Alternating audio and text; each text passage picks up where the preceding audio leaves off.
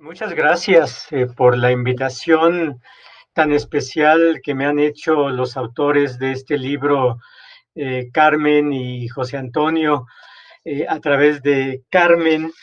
para hacer esta presentación de un trabajo poco usual. Es un trabajo de muchos años, como lo dice en el prólogo mi colega y estimado amigo maestro, eh, que, bueno, el nombre ahora se me escapó, pero creo que es de verdad un gran estímulo para mí sentirme acogido con esta calidez en esta comunidad. Perdón, Joan Ferrés, ya recordé el nombre. Eh, y pues quisiera hacer una presentación en sociedad de este libro de los dos autores, una presentación más de tipo impresionista que detallada, tanto por las circunstancias como por la inmensa aportación de este libro. Para mí fue una muy agradable sorpresa empezar a leer y empezar a encontrar cosas muy innovativas desde la presentación, un índice que comienza con el prólogo de Joan Ferrés, precisamente, que él nos transmite a los lectores cómo se sintió hace 9 años, que José Antonio y Carmen le habían planteado la idea del factor relacional y cómo se siente ahora que está prologando este libro. Yo creo que de alguna manera yo también me sentí cada vez que avanzaba en las páginas más convencido de lo que estaba leyendo, pero al inicio, al ver el título, no me imaginé todo lo que iba a encontrar en las páginas siguientes. Creo que el título es muy interesante y se comprende mejor una vez que se acaba de leer el libro. De inicio causa sorpresa, causa ganas de ver, bueno, a qué se están refiriendo, qué nos van a decir al respecto de la R, cómo es que van a modificar esta trilogía de las TIC para hacer algo que se llame TRIC. Entonces uno empieza como lector, y esta es una gran estrategia que yo noto de los autores, eh, teniendo una gran curiosidad por saber qué nos van a decir. Bueno, lo que menciona Joan Ferrer, lo digo muy sintéticamente, es que él hace tiempo que conoció el término, no le dio mucha importancia porque le parecía que no era necesario. Creo que lo que él dice ahora en su prólogo es que pues es más necesario que nunca y que ya era tiempo de cambiar esta manera tradicional, convencional de referirse a las nuevas tecnologías y a la tecnología como el factor principal en el cambio en la relación de todos con la comunicación y en la conformación de nuevas audiencias. Entonces, sí, yo coincido con Joan Ferrés en esto. Y simplemente para los que no han tenido la oportunidad de leer el libro todavía, eh, les quiero decir que también la manera de organizarlo es muy original. Son 10 capítulos, pero el último es un epílogo donde se invita a 10 autores y autoras a escribir.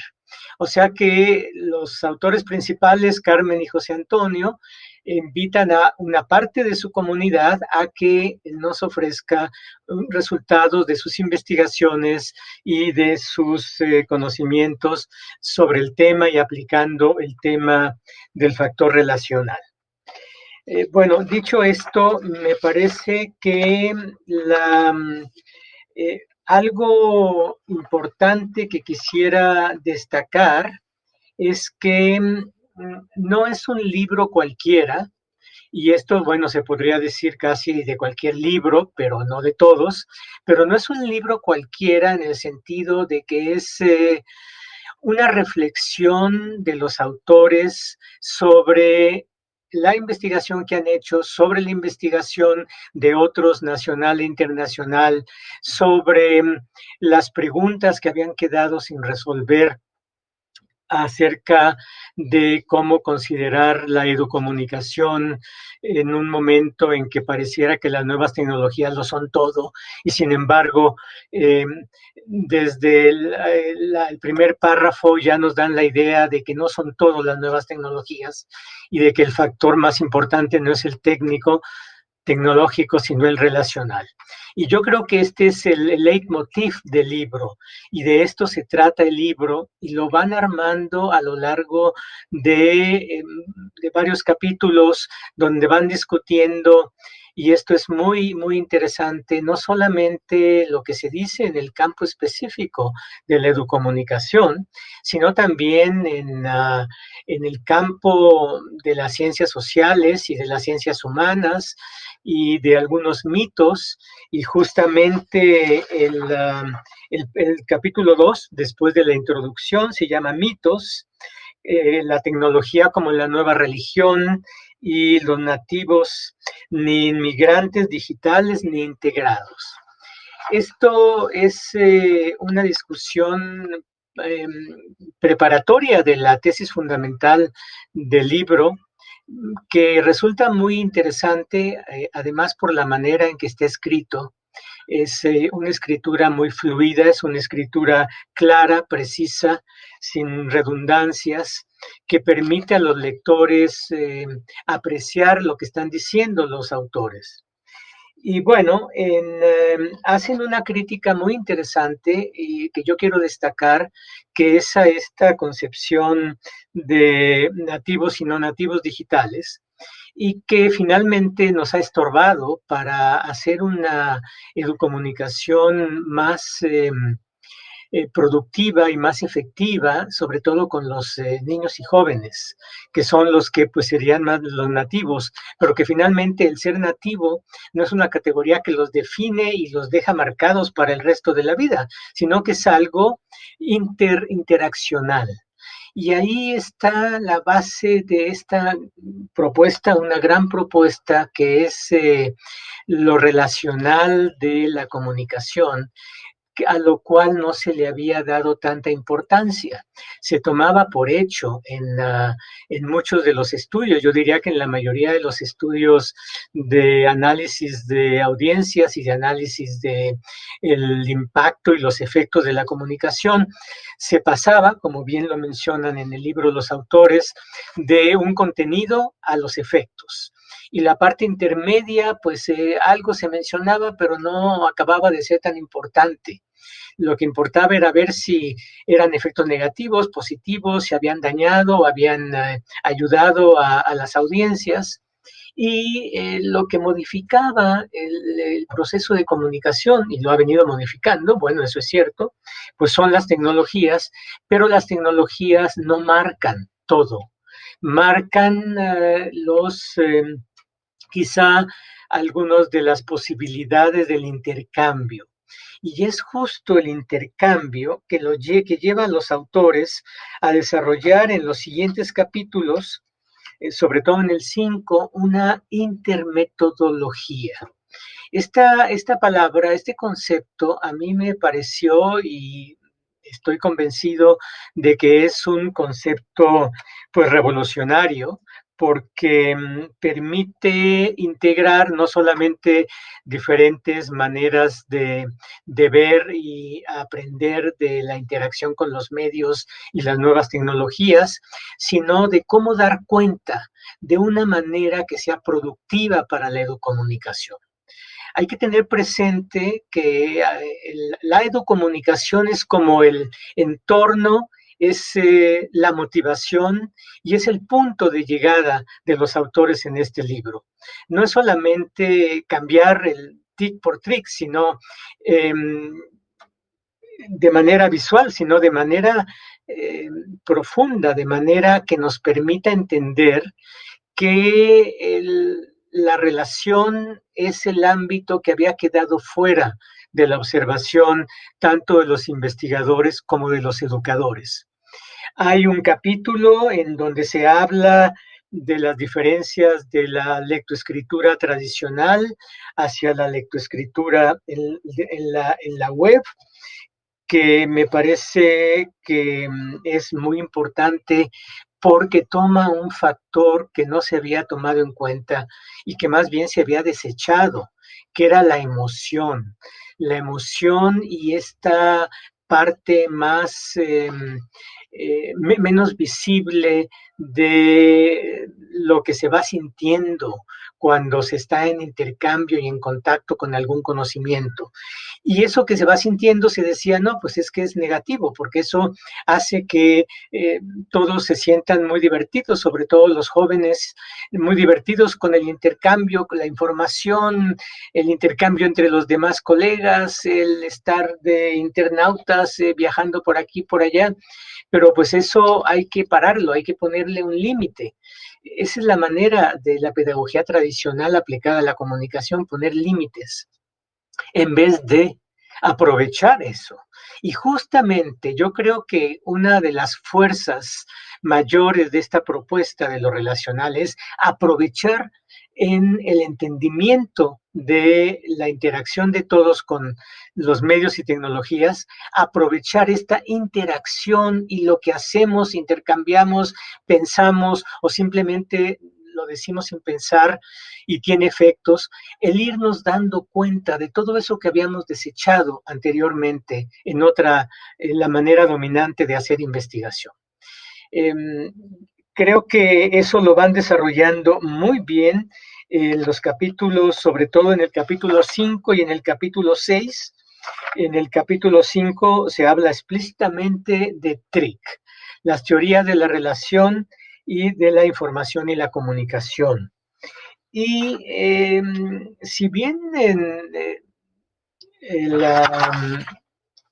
Joan Ferrés en su prólogo dice que a él le parecía un poco redundante, que ya estaba implícito esto de lo relacional, pues sí, yo creo que él mismo da la razón, estaba implícito y ese era el problema. Y eso es lo que Carmen y José Antonio nos dicen y nos transmiten a lo largo de todas las páginas,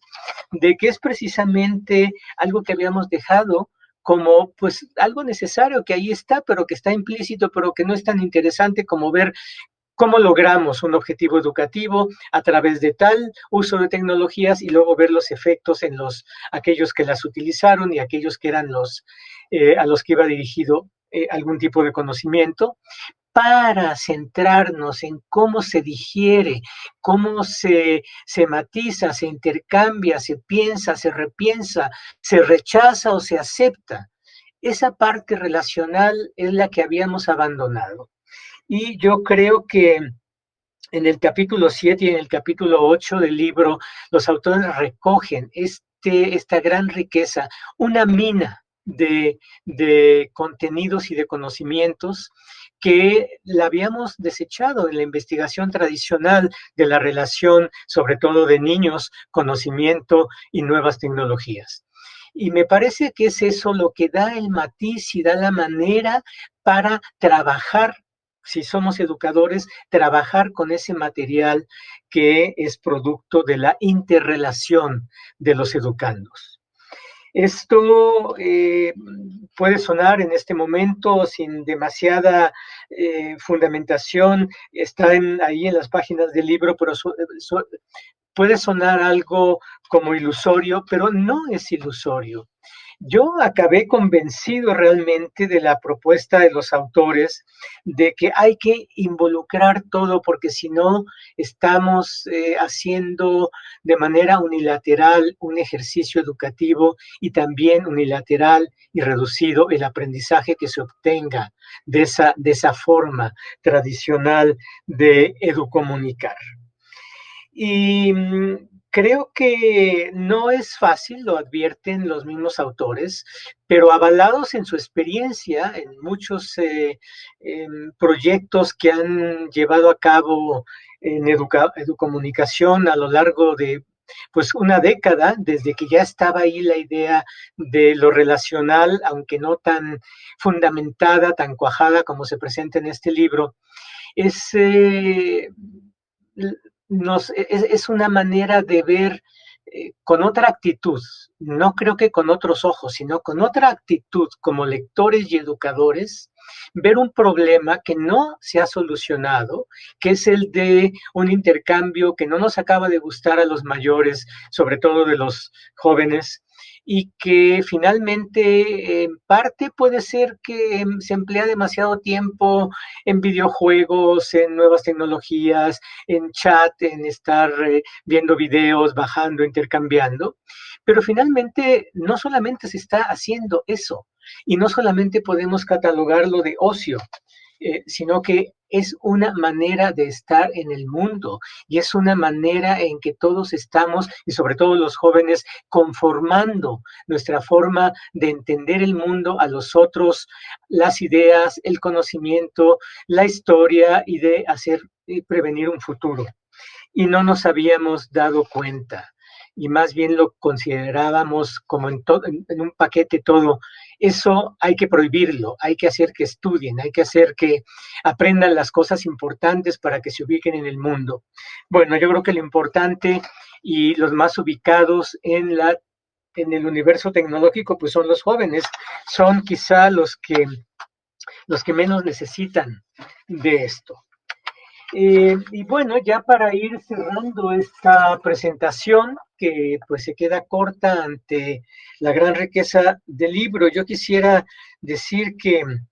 en el libro hay una propuesta, pero hay mucho más que una propuesta. Yo al terminar de leer el libro y repensando y revisando mis notas sobre el libro, creo que este libro es un manifiesto de la educomunicación.